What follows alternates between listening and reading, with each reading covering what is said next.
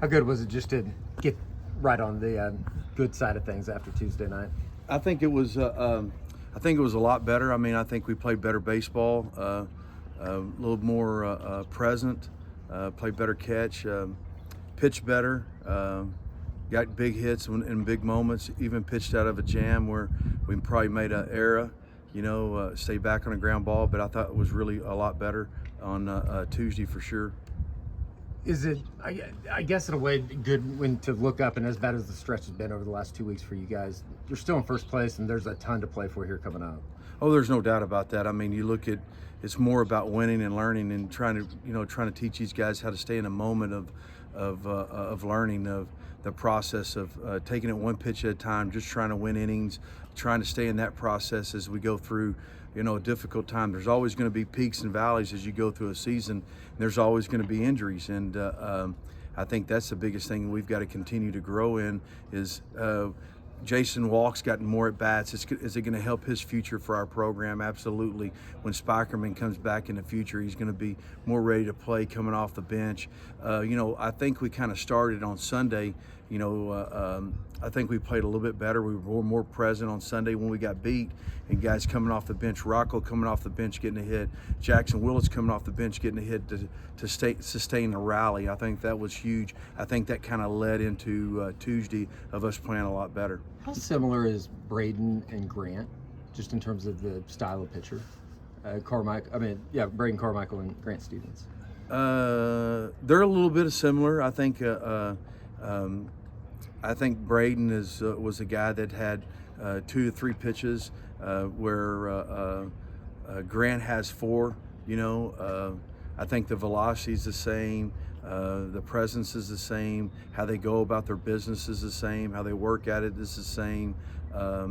All those, there's a lot of similarities in that side of it. I think both of them are very competitive in their own nature, so there are probably a lot more similarities other than one has 4 pitches, one has 3, so to speak. I know you had talked with Toby about maybe getting Grant more involved on the weekends. What's he done well, I guess, this season to kind of earn that? The thing about Grant and Braden last year, they have experience, and that's why what you try to do when you go into a season, you want to on that Tuesday night, you want to try to build a freshman that's going to help you in the future. Well, we've struggled in that sense. So then we want to try to win the Tuesday night game. So we starting Grant. We started Will Karsten in that deal. So what you try to do is you try to build that guy. Now Grant's had that deal, and you look on the weekend how we've kind of pitched bad, pitched not, pitched good, and so you try to get some experience that's going to go out there and give you 4 or 5 innings. You're just trying to dissect a 9-inning deal as you go through it. Can this guy be in this row? Every one of those pitchers have been spoken to and understand their rows going into it. Are they going to change through a fluctuation of a season? Absolutely. And so you got to try to go with a hot hand as you go through it, and going in, I think that's why we need to use Grant Stevens probably, maybe to start, maybe to come out of the bullpen, kind of looking at it. We don't know yet as we go dissect going in tomorrow. Skip, I know it's early, but how are Spike and Fred doing post-surgery? Well, Spikerman got his stitches out on Monday, and so he's able to pinch run probably going into the weekend. We don't know until we visit today what's going to happen this weekend, using him forward. And even in practice today, we haven't visited about with the trainer. With Frederick, he got his cast off. He put a new cast on. He'll be in it for another month. I don't really suspect him coming back. It might be a minor miracle if he comes back at the end of the season. But hopefully, we're really trying to make sure that we're preparing for every avenue and every opportunity that he may come back or may not come back. How much does a weekend that you guys had in Fort Worth help with these guys, just confidence-wise, going into Stillwater? Like, we know we can go into a tough place and play. You would think it would help, but sometimes it doesn't. You don't. All we want them to do is give effort and play with an edge. I mean, that's the only thing you can. That's the only thing you can get out of them is to play with an edge and have an opportunity. You can't expect those guys to be in control of themselves. A Bedlam series is different. It's just different. It's you never know what's going to happen in the Bedlam series, and so you kind of look at it like that. You just want to try to win innings and win pitches. Is there extra motivation for your guys knowing how that last Bedlam midweek game went? Just the feeling of that. I think anytime you play a rival school like Oklahoma State, I think there's no doubt about that. I mean, there's always extra. You just want them to be in control and not try too hard, because when you try in baseball, you fail.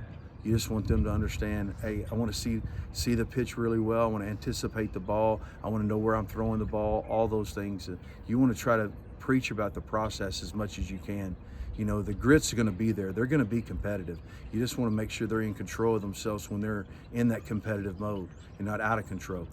Talk about being in control. It seems like Jackson Nicholas has done everything you hoped he would so far this season. What have you seen from him at the plate the last couple weeks? Yeah, I think he's really stuck with the process of understanding what his routines are, understanding what his preparation is going into it. There hadn't been a lot of fear, so his preparation overrides the result, which is really faith versus fear. So I think that's the big thing for him. He's really trusted his preparation and how he's grown up through the game and going through that. You know, as a freshman, he had a really big year. So he come into his sophomore year expecting having the same year, if not better year. You can't do that. You just got to stay in the process of just trying to win pitches, trying to see the ball, make sure your first step is really good. And he's really had a great year because he's really understood the process this year versus the result more so than last year. And the other side of the Keystone, what have you seen what do you make of Jackson Willett's season so far? Well, I mean, Jackson earned the start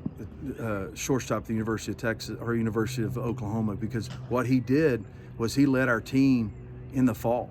I mean, he led our team in hitting in the fall. And so he comes in, all of a sudden gets hit in the mouth. The game's going to hit you in the mouth, all right? He gets hit in the mouth. He's fought through it. He's fought through some little nagging injuries, and him to come out, get that big hit, and have a good Tuesday. Now he's got a little bit of confidence rolling going into it. Let's see what that transpires going into the weekend. You know, be present, play it one pitch at a time, and understand that process. Understand that, hey, just have a quality at bat. You can win. Even you can win the game if you use that process as your result. I'm going to have a quality at bat. Did I see the ball well? Was my first step well? He's played really good defense, and so and his walks have been more than strikeouts. And that's what you look at.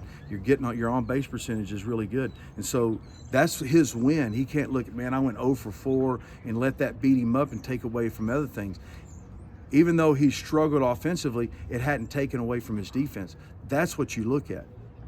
This is the last conference Bedlam. How would you like to see this series look going forward as far as playing Oklahoma State?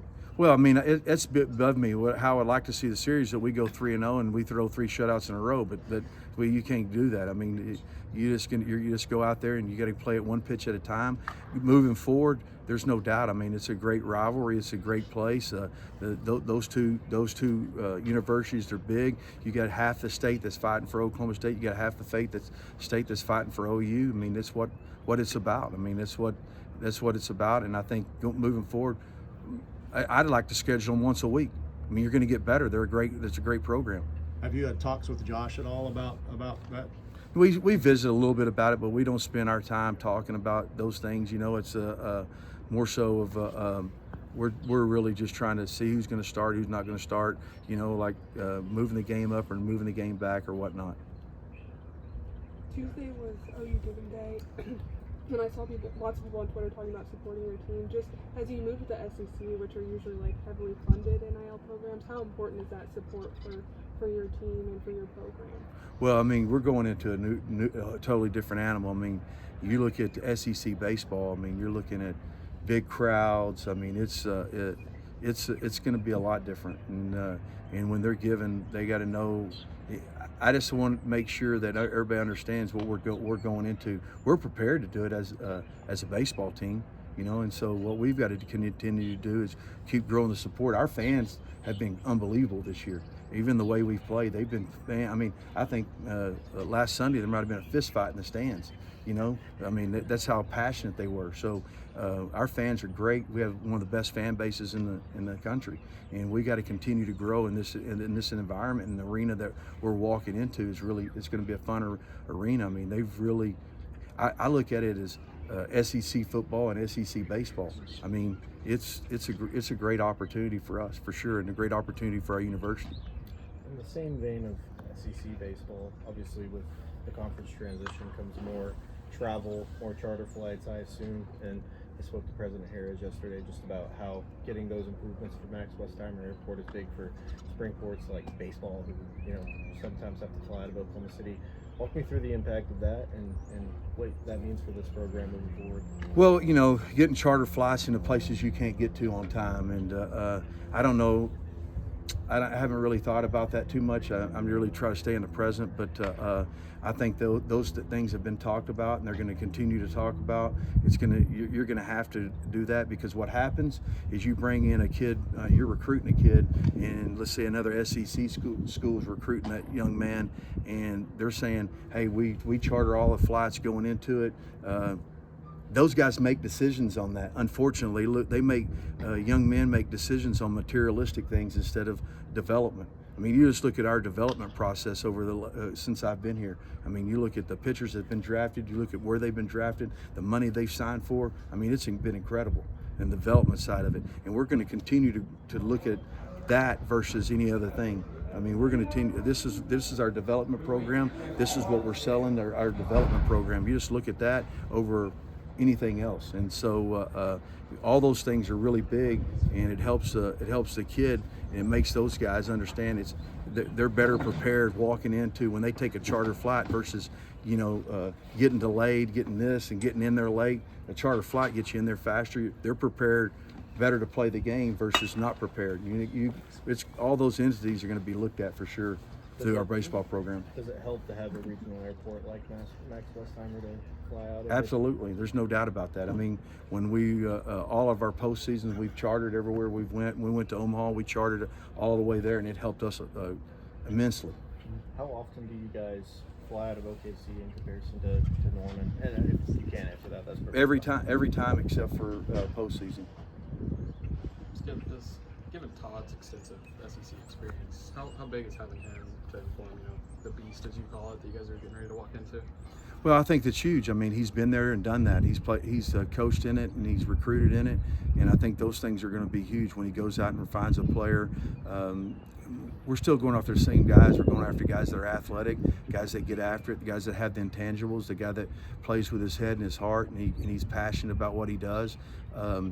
Those guys fit in. They're no different. I mean, baseball's 60 feet 6 inches. The baseballs are, the baseball diamond's 90 feet squared. So I think those don't separate themselves. What the experiences he's going to have is how he's gone about his business going into a game weekend, how they prepare, how they recruit, how they go a charter flight, or whatever it may be. He's had all those experiences, and that helps.